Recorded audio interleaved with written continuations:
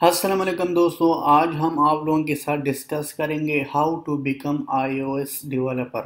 यानी आप iOS developer कैसे बनोगे और इसके लिए कौन सी रिक्वायरमेंट है, और इसमें हम डिस्कस करेंगे एडवांस लेवल।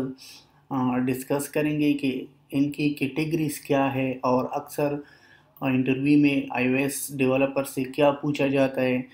तो मैं ख़ुद आपको बताऊं, 2 साल से मैं डेवलपमेंट 2-3 साल से मैं डेवलपमेंट करता हूं आईफोन और एंड्रॉयड की।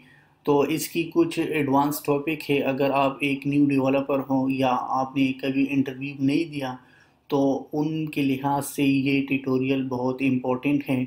और इसको पूरा देखो, इस ट्यूटोरियल से जितना भी जो एडवांस टॉपिक है उसको डिस्कस करेंगे।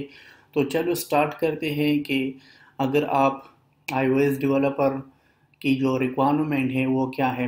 फर्स्ट आपको ये है कि आपको एक मैक ऑपरेटिंग सिस्टम चाहिए। अगर आपके पास मैक ऑपरेटिंग सिस्टम नहीं है तो आप विंडो में भी कर सकते हो, लेकिन विंडो के लिए जो है ना फिर इतना सही काम नहीं करता।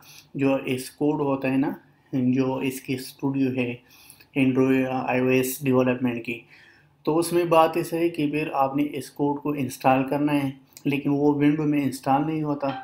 लेकिन अगर आपने जो है ना इसके लिए लैपटॉप ज़रूरी है, मैक ऑपरेटिंग सिस्टम ज़रूरी है, क्योंकि हर विंडो की अपना प्लेटफॉर्म होता है। जैसे विंडो जो है ना वो माइक्रोसॉफ्ट की जो प्रोडक्शन है वो माइक्रोसॉफ्ट की है।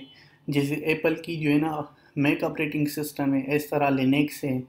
तो इस तरह मुख्तलिफ विंडोज़ है, लेकिन फ़र्स्ट आपको क्या चाहिए, एक लैपटॉप चाहिए और इसमें मैक ऑपरेटिंग सिस्टम चाहिए। जब आपने ये किया था, दूसरी स्टेप में आप क्या करोगे, आप जो डेवलपर की जो अकाउंट है एप्पल की, वो फ्री है। यानी आप उसमें क्या करोगे, साइन हो जाओगे और इसमें अकाउंट बनाओगे। अकाउंट में जब आपने अकाउंट बना लिया तो फिर आप उसको एक्सेस करोगे। इसकी जितना भी मटेरियल्स है एप्पल की, या ऐप स्टोर में जितना ऐप्स हैं जो भी आप इंस्टॉल करते हो, तो आप उसको इंस्टॉल कर सकते हो। इसके बाद ज़्यादातर लोग जो है ना इंटरव्यू में ये क्वेश्चन पूछता है कि iOS SDK क्या है। SDK की हम जब बात करते हैं तो सॉफ्टवेयर डेवलपमेंट किट। यानी सॉफ्टवेयर डेवलपमेंट किट क्या है, तो सॉफ्टवेयर डेवलपमेंट किट ये है कि आपकी जितना इस कोड की या एंड्रॉयड स्टूडियो की जितना इन्वायरमेंट है, या डेवलपमेंट की जितना इन्वायरमेंट है, उसको आपको पता है कि नहीं है।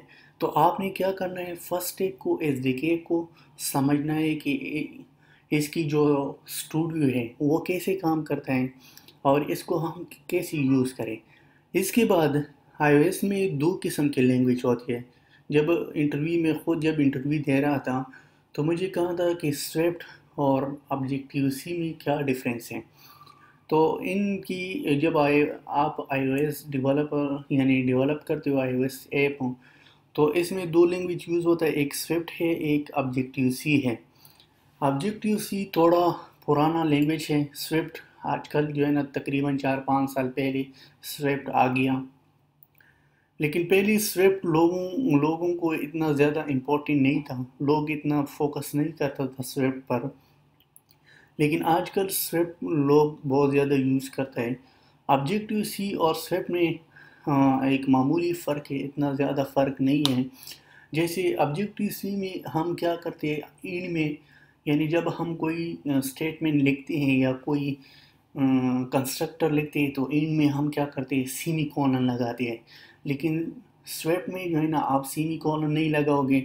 और स्विफ्ट के 2 वेरिएबल है, एक है यानी वार, एक है लेट। यानी एक कांस्टेंट है और एक वेरिएबल है। तो इसमें आप दोनों पर क्या करना है, दोनों ऑब्जेक्ट पर काम करना है। लेकिन ऑब्जेक्टिव सी जो है ना, मैं ख़ुद मुझे जो है मेरा एक्सपीरियंस जो है ज़्यादा वो ऑब्जेक्टिव सी में है, क्योंकि स्विफ्ट आजकल आ गया तो इसलिए लेकिन आज के दौर में स्विफ्ट बहुत इम्पोर्टेंट है। क्योंकि उस दिन भी एक इंटरव्यू वाला आया था, तो मैंने उससे पूछा था कि क्या आपसे पूछा, तो उसने मुझे कहा था कि आपको ऑब्जेक्टिव सी आता है। तो उस लड़के ने उसको जवाब दिया, हाँ मुझे ऑब्जेक्टिव सी आता है। तो उसने कहा था स्विफ्ट भी आता है। तो उस लड़के ने कहा था कि नहीं, स्विफ्ट तो नहीं आता। तो इसलिए स्विफ्ट भी इम्पोर्टेंट है, और स्विफ्ट के साथ साथ آبجیکٹیو سی بھی امپورٹنٹ ہے۔ اس کے بعد میں آپ کو جو امپورٹنٹ کویشچن ہے وہ یہ ہے کہ ریسٹفل اے پی آئی اور سوپ اے پی آئی میں کیا ڈفرینس ہے۔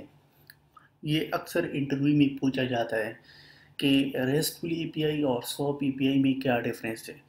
اگر ہم آپ بات کریں سوپ کی، تو سوپ ایک یعنی اولڈ اولڈ اے پی آئی ہے، لیکن آج کل لوگ اتنا زیادہ یوز نہیں کرتا، کیونکہ سوپ کی جو کوڈنگ ہے وہ بہت مشکل کوڈنگ ہے، اور اس کی جو ہے نا فرینڈلی بھی نہیں ہے اور ایزی ٹو یوز بھی نہیں ہے۔ لیکن آج کل آپ لوگوں کو خود پتہ ہے کہ ہر کوئی جو ہے نا فرینڈلی پلیٹ فارم کو یوز کرتا ہے اور ایزی ٹو یوز کرتا ہے، تو اس لیے جو ہے نا سوپ جو ہے نا وہ اس کی کنسیپٹ یعنی نہیں ہے، زیادہ تر لوگ یوز نہیں کرتا، کیونکہ اس کی کوڈنگ اتنا مشکل ہے کہ اگر آپ اس کی کوڈنگ کی سمجھ جاتے ہو یعنی سمجھانے کی کوشش کرتے ہو تو بہت مشکل چیز ہے۔